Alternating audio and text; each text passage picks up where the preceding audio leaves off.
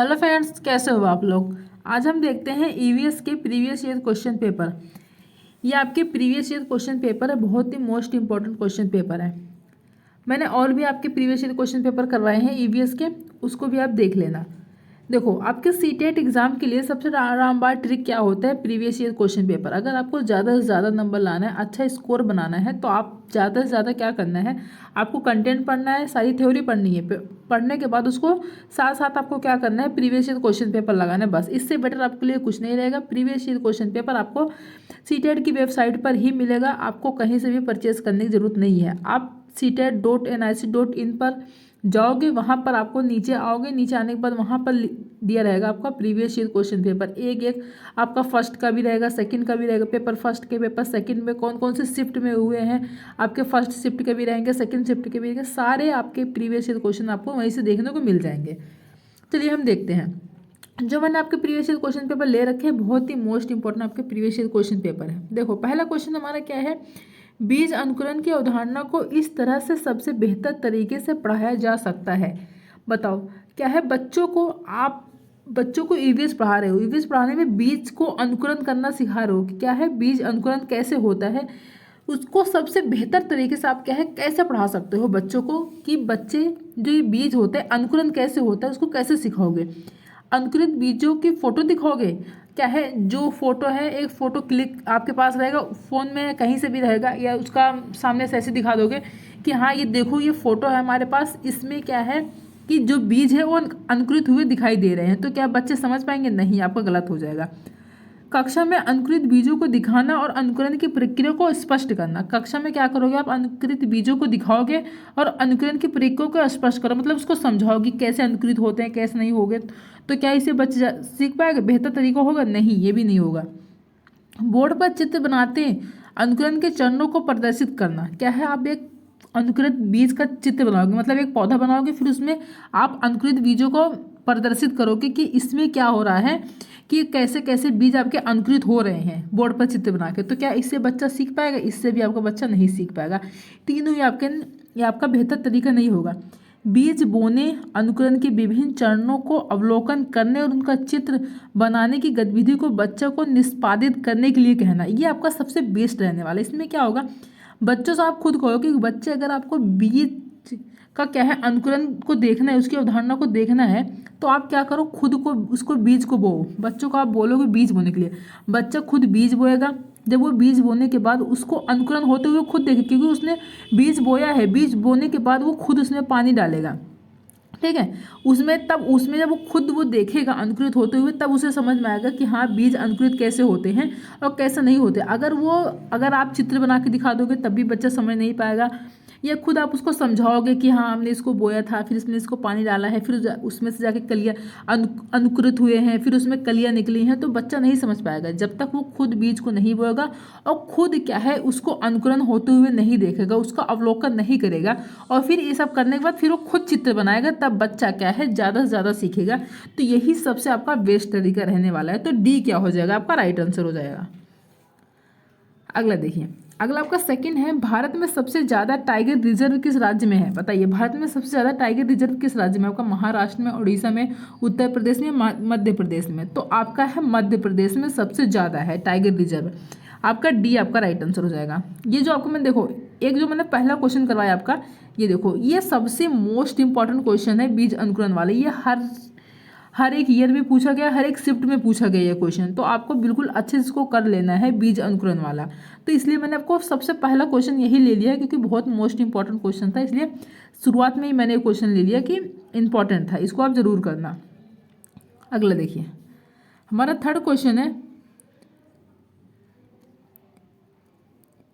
Vikramshila Ganga dolphin अभ्यारण्य किस प्रदेश में है। बताइए, विक्रमशिला गंगा डल्फिन आपका किस प्रदेश में है? आपका उत्तराखंड में है, बिहार में है, या फिर आपका है उत्तर प्रदेश या असम में। उत्तर प्रदेश असम में आपका होगा नहीं, आपका किस में हो जाएगा, बिहार में। आपका किस में है, बिहार में है, तो बी आपका राइट आंसर हो जाएगा।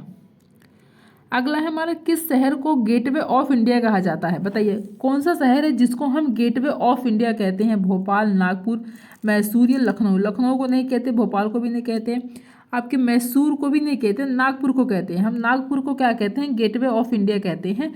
तो बी आपका राइट आंसर हो जाएगा। अगला हमारा है एनसीएफ 2005 के अनुसार उच्च प्राथमिक स्तर के विज्ञान की पाठ्यचर्या में निम्नलिखित में से कौन सा अनुशंसित है? बताइए कौन सा अनुशंसित है?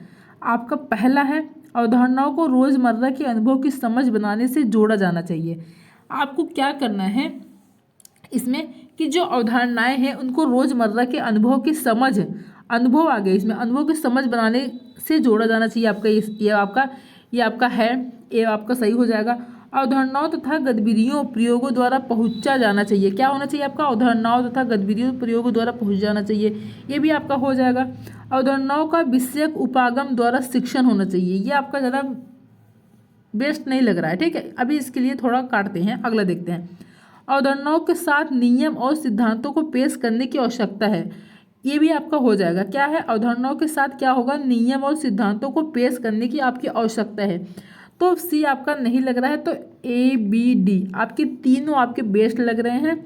दो एनसीएफ 2005 के अनुसार, ठीक है, प्राथमिक शिक्षक। तो आपका कौन सा हो जाएगा? ए, हमने कौन कौन सा देखा था? A B D. कौन सा देखा था? A B D. देखो पहला हमारा राइट आंसर हो जाएगा, ए बी डी हमारा राइट आंसर हो जाएगा। तो ए हमारा राइट आंसर हो गया फर्स्ट वाला। अगला हमारा है इशू को एक सप्ताह के लिए मौसम की रिपोर्ट एकत्र करने का एक व्यक्तिगत कार्य दिया गया है। क्या है? इशू को क्या दिया गया? एक सप्ताह मतलब एक हफ्ते के लिए मौसम कार्य का रिपोर्ट एकत्र करने के लिए दिया गया है। नीचे दिए गए आकलन संकेतकों से पहचाने कि इशू का गलत हो गई, इशू पहचाने कि इशू कहाँ गलत हो गई है, कहाँ उसको गलत लग रहा है, कहाँ उसका गलत निकल रहा है। वह निष्कर्ष निकालती है कि आर्द्रता में कमी से वर्षा की संभावना बढ़ जाती है। इशू क्या निष्कर्ष निकालती है आपके कि क्या होता है? आर्द्रता में कमी से वर्षा की संभावना बढ़ जाती है। क्या आपका ये राइट आंसर होगा? तो यही आपका राइट आंसर हो जाएगा ए। वो यही निकालती है, यही गलत, यहीं पर वो गलत हो गई। बाकी देखो वह समझती है कि अधिकतम और न्यूनतम तापमान की सीमा प्रतिदिन भिन्न है, ये आपका नहीं होगा। वह हर दिन एक वेबसाइट से आंकड़े सारणीबद्ध करती है। वह इस परिणाम पर पहुंचती है कि आने वाले सप्ताह में बारिश हो सकती है या नहीं। लेकिन उसने इसमें क्वेश्चन में क्या कहा है? एक मिनट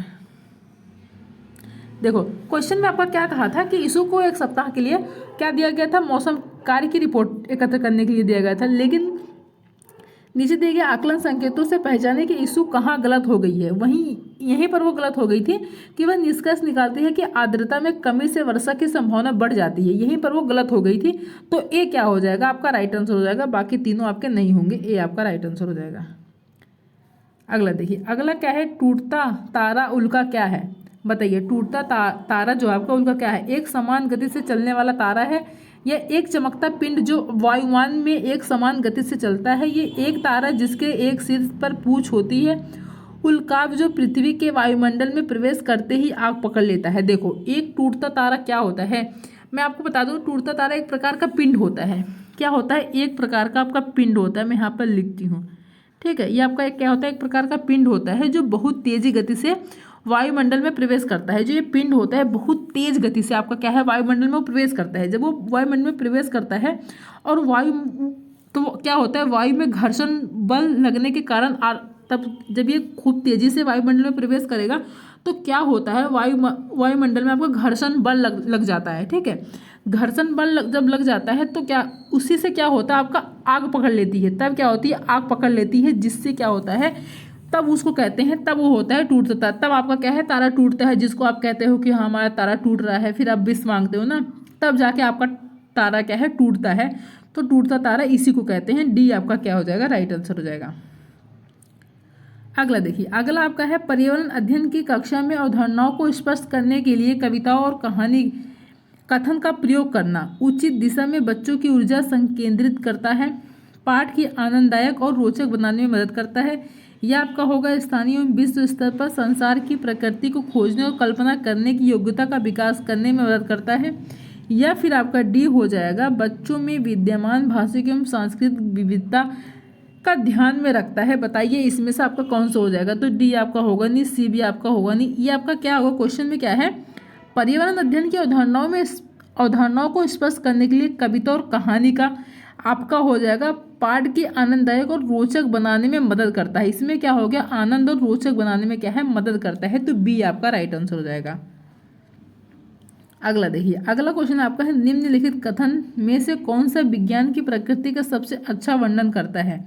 वैज्ञानिक अपने कार्य में पूर्ण रूप से निष्पक्ष होते हैं। वैज्ञानिक विधि अनुसंधान के संचालन के लिए एकमात्र मार्गदर्शिका है। विज्ञान विश्वासों की एक प्रणाली है। विज्ञान प्रकृति में एक सामाजिक है। बताइए आपका इसमें से कौन सा राइट आंसर हो जाएगा। तो देखो, विज्ञान प्रकृति का सबसे अच्छा वर्णन आपका कौन है। विज्ञान अपने कार्य में पूर्ण रूप से निष्पक्ष होता है। क्या होता है, अपनी विज्ञान अपने कार्य में क्या होता है, पूर्ण रूप से निष्पक्ष होता है, तो ये क्या हो जाएगा, आपका राइट आंसर हो जाएगा। अगला है, विज्ञान को पढ़ने के लिए एक और अधिक लड़कियों प्रोत्साहित करने के लिए आप निम्न सभी प्रकार को अपना सकते हैं, सिर्फ एक को छोड़कर। क्या है, विज्ञान को पढ़ने के लिए और अधिक लड़कियों प्रोत्साहित करने के लिए आप निम्न सभी प्रकार को अपना सकते हैं, सिर्फ एक को छोड़कर। क्या है, सिर्फ एक को छोड़कर आप सभी को अपना सकते हैं, तो कौन सा होगा। कक्षा में महिला वैज्ञानिकों को आमंत्रित को नहीं। विज्ञान के बारे में मिथकों और रूढ़ियों की जांच में शिक्षार्थियों को जोड़े। लैंगिक रूप से संवेदनशील भाषा की उपयोग करें और अपने शिक्षार्थियों को ऐसा करने के लिए प्रोत्साहित करें। ध्यान रखें कि विज्ञान की कक्षा में लड़कियां हमेशा हावी रहें। यही आपका क्या है, सिर्फ एक को छोड़कर प्रोत्साहित करने के लिए सभी प्रकार को अपना सकती हैं, या आप तीनों अपना सकती हैं, लेकिन एक को छोड़कर, तो आप डी को छोड़ सकते हैं। इसमें क्या है, डी में ध्यान रखें कि विज्ञान की कक्षा में लड़कियां हमेशा हावी रहें, ये आपका नेगेटिव हो जाएगा, तो डी आपका गलत हो जाएगा। लेकिन क्वेश्चन तो आपका राइट आंसर तो यही होगा, लेकिन वैसे ही आपका नेगेटिव है, तो डी क्या हो जाएगा, आपका राइट आंसर होगा, क्योंकि पूछे यही गया था कि सिर्फ एक को छोड़कर, तो इसी को छोड़कर आप अपना सकती हैं तीनों को, तो डी क्या हो जाएगा, आपका राइट आंसर हो जाएगा। अगला है, विज्ञान शिक्षक को और अधिक अपसारी प्रश्न पूछने चाहिए, क्योंकि यह गहन सोच को प्रोत्साहित और विकसित करता है। यह शिक्षार्थियों को उत्तर सही करने में दिशा प्रदान करता है। यह सोचने की युक्तियों को विकसित करता है। यह शिक्षार्थियों में सृजनात्मक व्यवहार के आकलन में सहायता करता है। तो बताइए आपका इसमें से कौन सा हो जाएगा। तो देखो, इसमें क्या है, विज्ञान शिक्षक और अधिक अपसारी प्रश्न पूछने चाहिए, क्योंकि यह गहन सोच को प्रोत्साहित और विकसित करता है, ये आपका राइट आंसर हो जाएगा। यह शिक्षार्थियों को उत्तर सही करने में दिशा प्रदान करता है, नहीं। यह सोचने की युक्तियों को विकसित करता है, सही बात है, ये सोचने की युक्तियों को भी क्या करता है, विकसित करता है। अगर आप ज़्यादा से ज़्यादा प्रश्न पूछोगे तो ज़्यादा से ज़्यादा आपकी थिंकिंग बढ़ेगी, और आप ज़्यादा, आपका जो प्रोत्साहित गहन सोच है वो भी ज़्यादा से ज़्यादा विकसित होगा। ये शिक्षार्थियों में सृजनात्मक व्यवहार के आकलन में सहायता करता है। अगर आप ज़्यादा से ज़्यादा क्वेश्चन पूछ रहे हो तो आप क्या होगा, सृजनात्मक व्यवहार में आकलन होगा, तो डी भी आपका हो जाएगा। तो A B D, sorry A B नहीं है, आपका सी है, बी आपका गलत है। क्या है, ए सी डी, ए सी डी आपके राइट आंसर हो जाएगा। बी आपका क्या है, गलत है, इसमें एक पॉइंट कटेगा। तो कौन कौन सा आपका ए सी डी, इसमें देखते हैं। देखो ए सी डी कौन सा है, ये रहा हमारा ए सी डी, तो डी क्या हो जाएगा, आपका राइट आंसर हो जाएगा। अगला देखिए, अगला है आपका, प्राथमिक स्तर पर आकलन में शामिल होना चाहिए। प्राथमिक स्तर पर आकलन में आपका क्या शामिल होना चाहिए, इसमें आपको बताना है। छोटे बच्चों को उत्तीर्ण अथवा अनुत्तीर्ण की श्रेणी के अंतर्गत आंकने के लिए प्रत्येक सप्ताह गृह कार्य और कक्षा कार्य क्या हो, उनको आप पास और फेल, उत्तीर्ण क्या होता है, पास, अनुत्तीर्ण मतलब फेल, पास और फेल के लिए आंकने के लिए आप क्या हर हफ्ते उनको गृह कार्य दोगे, गलत है आपका, आपका क्या हो जाएगा, गलत हो जाएगा। शिक्षक द्वारा सतत और असंरचनात्मक तरीके से किए गए अवलोकन को बच्चों और अभिभावकों के साथ बांटना, ये आपका बेस्ट लग रहा है। इसमें क्या करना है, अगर आपको आकलन में शामिल होना है प्राथमिक स्तर पर, तो क्या करना है, शिक्षक द्वारा आपको क्या करना है, सतत और असंरचनात्मक तरीके से किए गए अवलोकन को बच्चों और अभिभावकों के साथ क्या है, बांटना है आपको। तो बी क्या हो जाएगा, आपको राइट आंसर हो जाएगा। और भी देख लो, प्रत्येक सप्ताह औपचारिक परीक्षा और खेल तथा उन्हें प्रगति पत्र में दर्ज करना, गलत है। अर्धवार्षिक और वर्ष के अंत में वार्षिक परीक्षा भी गलत है। बी क्या हो जाएगा, आपका राइट आंसर हो जाएगा। अगला देखिए, अगला हमारा है, अगला क्वेश्चन है हमारा, कक्षा में प्रदर्शनों का उपयोग मुख्य रूप से शिक्षार्थियों को शामिल करता है। क्या है, कक्षा में प्रदर्शनों का उपयोग मुख्य रूप से शिक्षार्थियों को शामिल करता है। दृश्य, श्रव्य और गतिबोधक सीखना, श्रवण और गतिबोधक सीखना, दृश्य और श्रवण सीखना, केवल श्रव्य सीखना। तो इसमें से आपका कौन सा राइट आंसर हो जाएगा? तो आपका हो जाएगा सी। कक्षा में प्रदर्शनों का उपयोग मुख्य रूप से शिक्षार्थियों को शामिल करता है, दृश्य और श्रव्य सीखना। तो सी क्या हो जाएगा? आपका राइट आंसर हो जाएगा। अगला देखिए, अगला आपका है रेशम कीट के जीवन चक्र और रेशम फाइबर के उत्पादन के संबंध में कौन सा कथन सही नहीं है? क्वेश्चन क्या है? नेगेटिव पूछा है, नेगेटिव क्वेश्चन का ध्यान रखना, सही नहीं है, इसमें आपको ये बताने हैं। तो देखो, रेशम फाइबर केटपिलर द्वारा स्रवित प्रोटीन होते हैं, ये आपका सही है। क्वेश्चन हमें नेगेटिव पूछा है तो आपका पॉजिटिव है, तो आपका सही हो जाएगा। रेशम कीट के कोकून से रेशम का धागा प्राप्त किया जाता है, ये भी आपका सही है। रेशम का जो कीट होता है उसके कोकून से क्या कर सकते हो आप? रेशम का धागा प्राप्त कर सकते हो। जो रेशम का धागा मिलता है वो रेशम के कीट से ही प्राप्त होता है। रेशम कीट के लार्वा को केटपिलर कहते हैं। जो रेशम के कीट का जो लार्वा जो निकलता है उसको हम क्या कहते हैं? केटपिलर कहते हैं, ये भी आपका सही है। क्या है? प्यूपा कोशित विकसित होकर केटपिलर बन जाता है, ये आपका नहीं, ये आपका गलत है। क्वेश्चन आपका क्या पूछा था? कौन सा नहीं है, ठीक है, कौन सा संबंध में, कौन सा फाइबर, रेशम फाइबर के उत्पादन के संबंध में कौन सा कथन सही नहीं है? तो डी क्या हो जाएगा? आपका राइट आंसर हो जाएगा, क्योंकि आपका ये तीनों तो आपके सही है, रेशम के कीट से आपके मैच करते हैं, ये सारी क्वालिटीज आपके रेशम के कीट में है, बट ये आपका नहीं है डी वाला। तो डी क्या हो जाएगा? आपका राइट आंसर हो जाएगा। अगला है निम्नलिखित में से क्या शिक्षार्थियों में संकल्पनात्मक कमी को समझने के लिए एक उपयोगी रणनीति है? बताइए कौन सी रणनीति आपकी उपयोगी है? अवधारणा मानचित्र का उपयोग करना, नियमित गृह कार्य देना, प्रश्नोत्तरी सत्रों का आयोजन करना, प्रयोगात्मक कौशलों का अवलोकन करना। तो इसमें से आपका कौन सा राइट आंसर हो जाएगा? तो देखो, सबसे उपयोगी रणनीति आपकी क्या है? अवधारणाओं, क्या है? अवधारणा मानचित्र का उपयोग करना। नियमित गृह कार्य देना आपका नेगेटिव है। प्रश्नोत्तरी सत्रों का प्रयोग करना गलत है। प्रयोगात्मक कौशलों का अवलोकन करना ये भी गलत है। तो क्या हो जाएगा? अवधारणा मानचित्रण का उपयोग करना, ए आपका क्या हो जाएगा? राइट आंसर हो जाएगा। तो देखो, मैंने 15 ही क्वेश्चन ले रखे थे, थोड़ा गला भी ठीक नहीं था, इसलिए 15 ही क्वेश्चन मैंने आपको करवाए हैं।